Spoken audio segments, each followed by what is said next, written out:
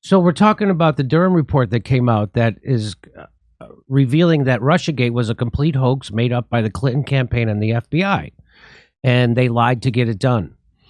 So Adam Schiff, there's no bigger liar than Adam Schiff. He claimed he had evidence, and now when people ask him for that evidence he claims he had, he never produces it, but he just keeps talking. So here we go. Let's just watch Adam Schiff's lies.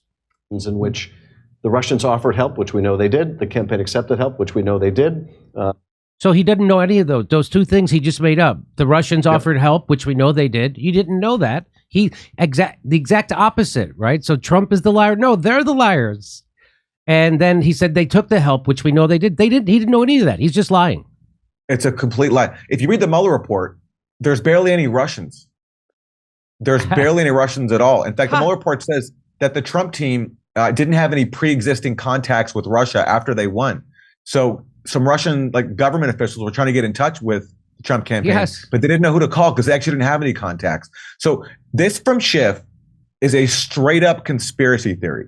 And him and his party are constantly accusing all their opponents of being conspiracy theorists. There are no bigger conspiracy theorists and no more dangerous conspiracy theorists than Adam Schiff and everybody he's in alliance with in both the Democratic Party and the media. They are the conspiracy theorists. The Russians then delivered help, which we know they did. There is circumstantial evidence of collusion. The case is more than that, and I can't go into the particulars, but there is more than circumstantial evidence now. So and he never produced any of it. He always would just say, and I don't know if you know who else did that. He had a similar tactic. Senator McCarthy would say that. I have a list. We have information. And then and then he's doing the same thing. Here we go. On more than one occasion that you've seen ample evidence of the Trump campaign's Russia collusion. Last March, you said you had more than circumstantial evidence of treasonous collusion with Russia. I've certainly said that there's ample evidence of collusion. Can you agree that there has been no evidence of collusion, coordination, or conspiracy that has been presented thus far between the Trump campaign and Russia? No, I don't agree with that at all. I think there's plenty of evidence of collusion or conspiracy. But we do know this. The Russians offered help. The campaign accepted help. The Russians gave help, and the president made full use of that help. And that is pretty damning. Reviewing the evidence that I have. So he, again, all made up, and he'll never have to pay a price for that, because as we've learned at this show, that when you lie at the behest of the establishment, which is what that is, there's never a price to pay. Aaron, what would you like to say about Adam Schiff? Well, I mean, look at this controversy now around George Santos, who's been caught lying on many aspects of his personal life, right, and his business affairs, right? Compare his lies to Adam Schiff's lies. Adam Schiff got up before the country multiple times and said, I've seen secret evidence of collusion between the president of the United States and Russia, okay, this hostile foreign power, so many times. And he lied through his teeth in claiming that the evidence was there. There's no consequence for him whatsoever. Instead, now he's running for Senate, and he is a favorite among the Democratic Party establishment. He goes on TV all the time. He's praised as some sort of liberal hero who was defending integrity and fighting for the truth, when he's probably the biggest liar in Congress. And certainly his lies are way more consequential than George Santos's lies, way more consequential. But yet the treatment to him is far different. And he still is totally doubling down. And our media is so subservient, they won't actually challenge him on his lies. The one time he was challenged was on The View, if you remember that. He was on The View once, and a right-wing or a conservative panelist who happened to be there challenged him. So the one time Adam Schiff has been challenged publicly happened to be on The View, not from our serious news media. And let's just remember what Jake Tapper says about this. President Trump appeared so confident of what Durham would find, he openly pressured the special counsel to release his findings before the 2020 election. Regardless, the report is now here. It has dropped, and it might not have produced everything of what some Republicans hoped for. It is, regardless, devastating to the FBI, and to a degree, it does exonerate Donald Trump. So even Jake Tapper will say that now. Adam Schiff still clinging to it. And Keith Olbermann. So this guy says, Adam Schiff, you are a disgrace and a blatant partisan liar. Man up and apologize for blowing up yet another fake news story. You owe real Donald Trump and Americans an apology. Maniac Keith Olbermann He says, "Shh, son, you've had your Durham moment. The patriotic Americans are talking now." Wait, the moment of the thing was a lie? So he's giving him the moment that the thing was a lie. Yeah, okay, I'll give it to you but it's but so now what, Patriots like Chuck Todd and but what this means is it doesn't. It's what what's the brilliant the atheist Sam Harris said. Yes. What this is it there's adults in the room. It doesn't matter if we're lying. It doesn't matter if we're cheating.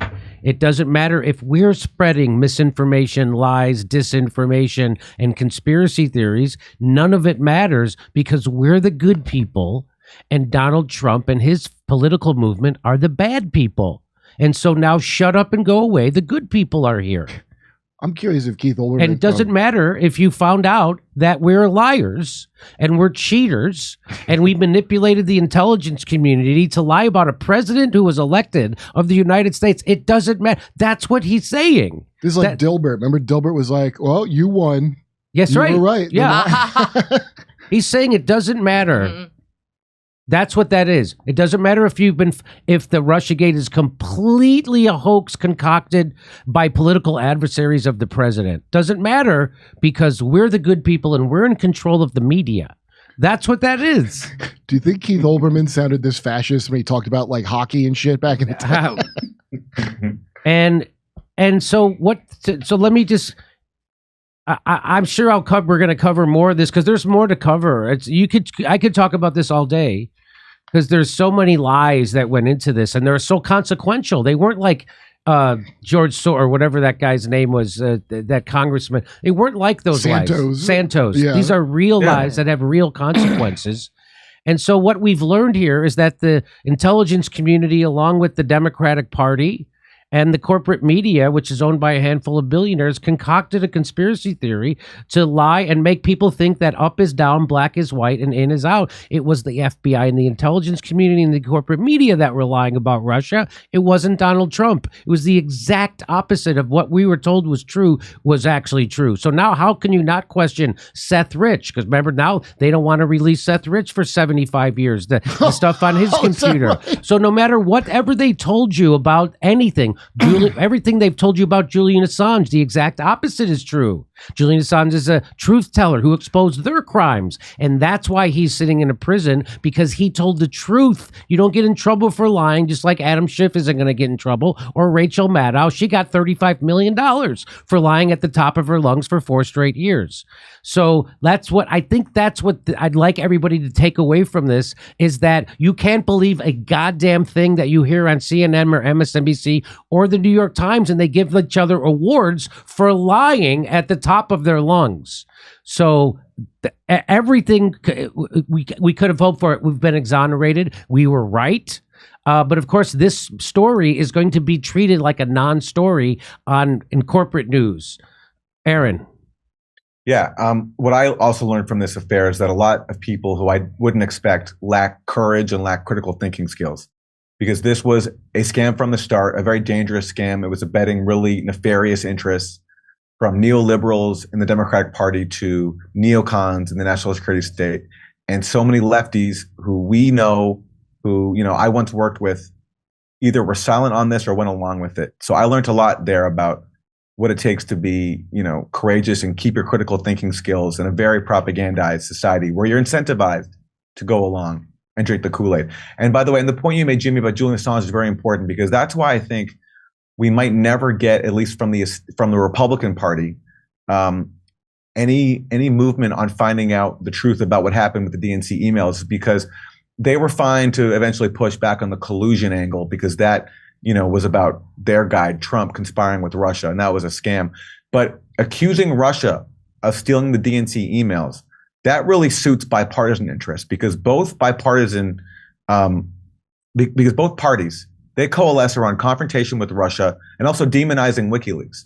So if you're accusing Russia of stealing these emails, even though the Clinton contractor CrowdStrike admitted they had no evidence for that allegation, and even though there's been so much evidence to debunk that allegation, which I've written about, if that allegation serves the interest of demonizing Russia and also demonizing Julian Assange as a Russian agent. And so that's why perhaps John Durham didn't go there, because he didn't want to touch that red line. But we have, and we're going to continue to dig in and see what we can find. And there's a lot more to learn on this story. And there's a lot more to talk about because this, as you say, has been so incredibly consequential. And it's really changed this country for the worse. And that's why we have to keep following the truth wherever it leads. Aaron Maté, award-winning journalist for his meticulous work debunking Russiagate, has been vindicated once again by the Durham report. Oh, you had your Durham moment, Aaron. You had your Durham moment, Aaron. And now let's get back to lying about Trump. Let's get back to dividing the country. That's what Keith Olbermann is saying. I appreciate you taking time to spend with us today. Everybody check out Aaron's Substack at mate.substack.com. Thanks for coming on, buddy. Talk to you later. Thanks, Jimmy. Good to see you. Check out my new stand-up special, COVID Lies Are Funny, at jimmydore.com. Only $10. Become a premium member. We're going to be on tour in Northampton, Massachusetts, Syracuse, Cohoes, New York, Hartford, Los Angeles, Bakersfield, California, Baltimore, Maryland, and San Francisco, California. Plus, did we say Chicago? There's lots of stuff. Go to jimmydore.com for a link for tickets. See you there.